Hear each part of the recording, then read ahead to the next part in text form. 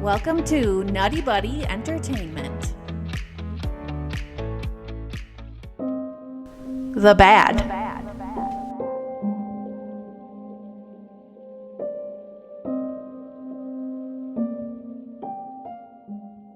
Okay, Brian, why don't we start with you this time? Tell us what your first bad is for the movie. My first bad is Thor's look is kind of wild. It's all over the place. I think Sarah also has this in your bad. I have it in my ugly because it's literally ugly to me. I'll just kind of glance on it. I think what they wanted to do was have it very like comic book specific. And he looks good when he has like his helmet on. But when it's just like no, Sarah. Okay. But I feel like when it's just him in his just like cape, the shoulders are too big, the cape's like too just like massive, and he gets this like bravado that just like I don't know, it feels a little unnatural for Chris Hemsworth to be playing it. And also just like his hair and stuff, it kind of looked like he was wearing a wig the entire time, which he has like naturally long hair, which we've seen. So I don't know, his look was kind of all over the place for me. Okay, Yeah. that's fair. Yeah, I'm just going to point out they dyed his eyebrows, which is a very insane choice to do. Like we were watching it and I had to look it up because I'm like, did he get like, this is a very womanly thing to say, but like an eyebrow lift or something after this movie because the proportions of his face were just like not what we're used to seeing. And yeah, for some reason, specifically for this movie, they chose to dye his eyebrows. Apparently Marvel says that was a bad choice, which I think we can all agree with. Blonde? Yeah, they dyed his eyebrows blonde. Okay, wow. So that's, yeah. So the whole thing is just a mess. The hair, the eyebrows, not a good situation. Okay, yeah, that's fair. Yeah, he did look awkward at times walking around in that suit. It was nice that they sort of changed it up, you know, as the years went on, which I think Marvel's really good at doing, like seeing their own mistakes and trying to fix them. So that's kind of nice. Unlike Disney, or I should say Star Wars, but anyway. I was gonna say, well, let's not throw shade at Star Wars right now. We'll have plenty of time to do that later. Yeah. Sarah, what's your first bad? Something that really stuck out to me from a direction point of view is that a lot of the shots were filmed at a very unnecessary angle. I don't know if you noticed that at all, but like it would just be like askew for some reason, where there would be just like an outside shot or even a conversation, like especially the scene with Agent Coulson and Dr. Selvig.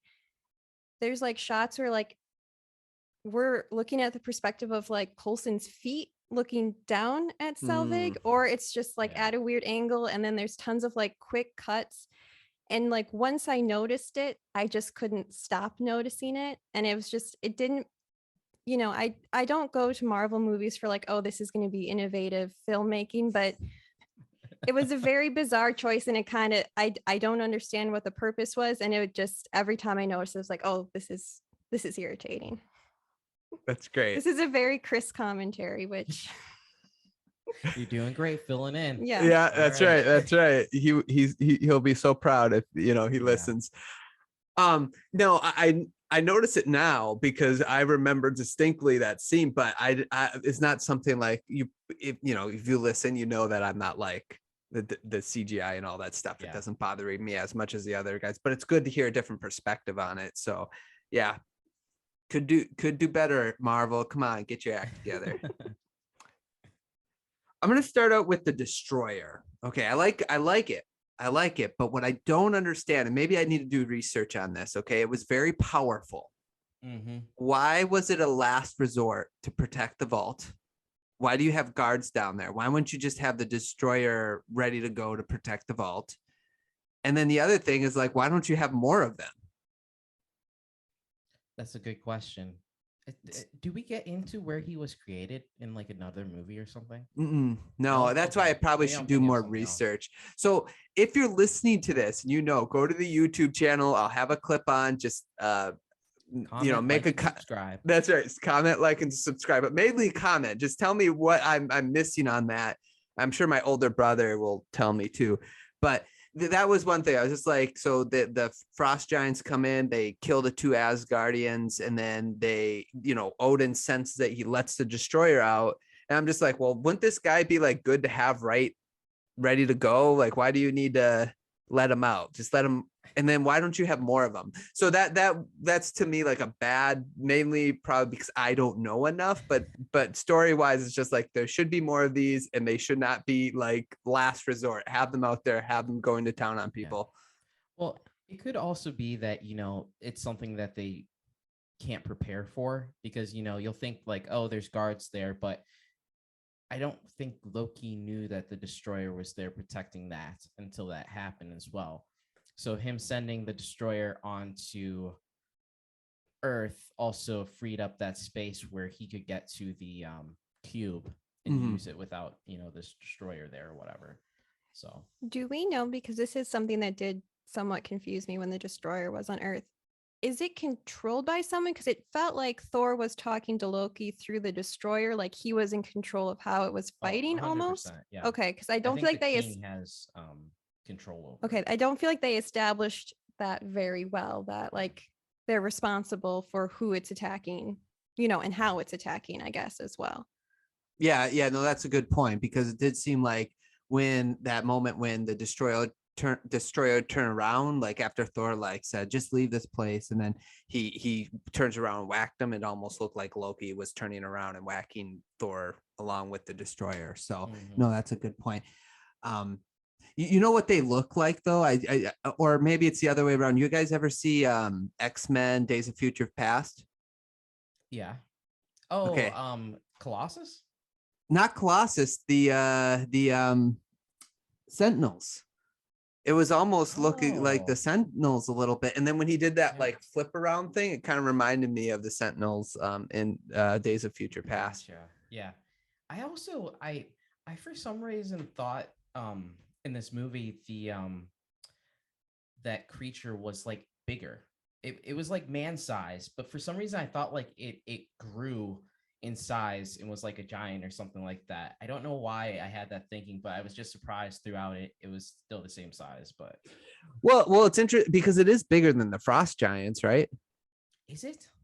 Yeah, wasn't it bigger than the Frost Giants? Yeah, The ones that was. Yeah, but then it was almost a different size when it attacked the town, like as big as the Frost Giant. So I wonder if it can change size. It must have, but for some reason I thought it grew like super tall or something when Thor was attacking it to like defend itself, but I must be thinking of something else. So Yeah, can't help you there, man. Can't help you there. Let's see, another bad. Any other bads? Yeah. My question is how. So in the beginning of the movie, when it starts out, Jane and the Darcy and the other like scientists are out in the desert, and they're like looking for something. I'm pretty sure it's the Bifrost Gate. But how did Jane know where the Bifrost Gate would be? In that scene, she says like, "Oh, for the last 17 times, this has been predictable to be in like this spot or whatever like that." So then is the Bifrost Gate opening up and then like passing Earth, and that's how she's able to see it? That was my one question. I didn't really get like how they were out in the desert in this exact spot where Thor was going to be. Yeah. It's a great question. I'm not sure. That's a good one. Come on, Marvel, get it together. Yeah, I don't think it was explained very well. And I think they kind of wanted to link it into her research, but then they didn't really open up like, okay, how then was she seeing like, because he even talked about like the Bifrost being a link between all of these realms in there. And that's where we get to talk about the 9 realms. But they didn't really explain like how her research led to specifically like that area and why she was there. So no, that's a great point. The only thing I could think of is if maybe like the Bifrost is stationary, so it always appears in like the same spot as like a celestial phenomenon, but she's not seeing where it's leading to. She's just seeing the origin point, maybe, because she seems to understand that it's like a bridge. That's her whole theory. So maybe she knows where figured out where the start of the bridge is. She just doesn't know where the bridge leads to. Thanks for explaining that. That could be it. I guess how would she know it happened 17 times before? Like while she was doing research or just in the history of mankind? I think that's just her observation. Is Okay. how I understood I it. think Okay. while she was doing research, but then it just questions like, then is the Bifrost always going over at that specific point and you can kind of see it, or that's where she's picking it up? Because when Thor was entering, obviously it landed down on Earth. So, it's not doing that every time, or if it is, in that spot doing it 17 times, then wouldn't there be other creatures or something else coming there? Yeah, I wonder if like Odin checks on the different worlds, and so like he'll send like a scout there, and that's why, so you'll send them and then come back up or whatever, so they don't stay on Earth, maybe. Maybe, but then you'd have those symbols in the ground. I was just gonna say, did the That's- symbols only turn up when Sif and the three warriors came to Earth, or did we see that when? We saw it when Thor was on Earth. Mhm. We Oh, saw we it did? when Okay. not when Melmir came down, I don't think. Well, that's because Milner cratered. If there would have been a symbol, the hammer would have cratered it. Yeah, that's very true. But there was one other time where the symbols came down too, I thought. When the destroyer came down, was there a Yes, symbol? when the destroyer came down. Okay. Yep. Yeah. Yeah. It's well, maybe again a Disney Plus series, 6 episodes. We could call it Jane's Research, There we go. just for Brian. Yeah. Sarah, do you got another bad?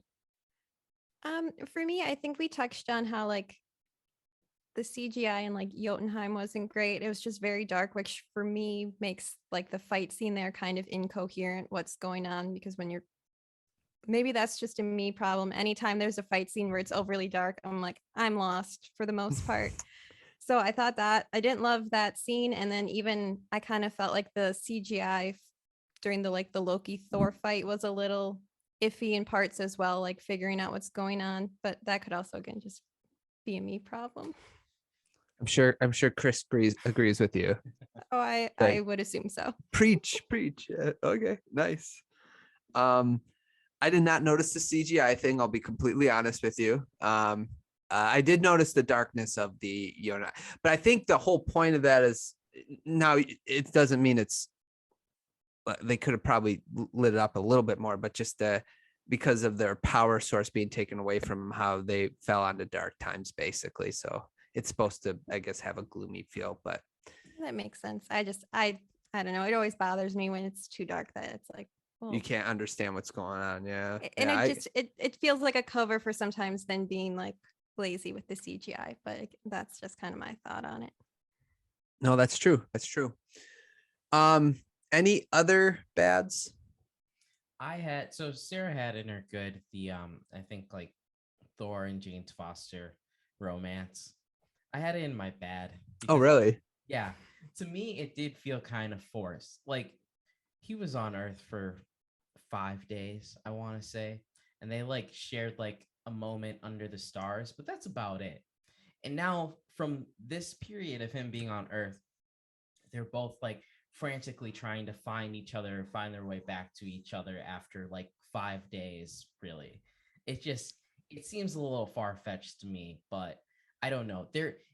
It didn't really. I wish they would have focused a little bit more on the both of them and building up a relationship, and it almost would have had to been Thor being on Earth longer than what he was, and almost if they weren't in the desert, and if Jane was somewhere else and stumbled across him and they were to journey to where the hammer was, I think that would have probably helped make the story a lot stronger. Yeah, it was 50 miles, so what, like an hour drive? Yeah, something Yeah. like that. Yeah, depending on how fast they were going. Yeah, I don't know. I liked it. I'm kind of with Sarah on this, but you do bring up a good point about how quickly it happens, which Yeah. will go into one of my uglies, by the way. But that is a good point. But I do like their relationship. I thought their chemistry was good. Yeah. Trying to think, like, so they had that scene under the stars where he explains the thing. She seemed like responsible for him right away too, like after she hit him with the car. Yeah. Do you think I part the of? ti- Oh, sorry. go ahead, Sarah. Go ahead. I think the timeline thing, that's just movies, right? Like none of it makes sense to real life human behavior. That's just always a movie contrivance, is that, oh, you fall in love instantly within a week and then what, I don't Mhm. know. Captain America, what I will say about his movie, like the chemistry that Agent Carter and him have, like it's palpable. You can feel that. It seems more realistic to me than like this story. I don't know. That's just me. She did see him without a shirt on. You didn't factor that in there. I That's think true. that I had forgot some. about Yeah, that. yeah. You probably didn't factor and it. he did fulfill her dreams of helping with her scientific research, so that's pretty major too. Mm-hmm. Okay. Yeah, it's sort of like a love at first type, a love at first sight type of story. I feel like, and then they just Yeah. kind of like grow. And I think she so desperately wants to believe in him, and then when she felt like vindicated, that's part of the why they had such an attachment. But I can see where you're coming from, Brian. Okay. You're not wrong entirely. You're just That's kind. all I asked. Not Yeah, to you're be. just kind of wrong. You Okay. didn't. But no. But any other bad guys? Nope, that was the last one for me. Okay, let's get into our ugly then. Thanks so much for watching this clip here on NuttieBuddie Entertainment. I hope you guys enjoyed it. Please let us know in the comment section what you felt about the first Thor movie. What was your great, good, bad, and or ugly? Also, check out some of the other videos. We have the rest of the Thor Great, Good, Bad, Ugly out there. We also have a lot of other great, good, bad, ugly movie reviews and episode by episode reviews as well. Please follow me on Instagram and Twitter. Thanks so much for listening. I hope you guys enjoyed, and we'll talk to you guys soon.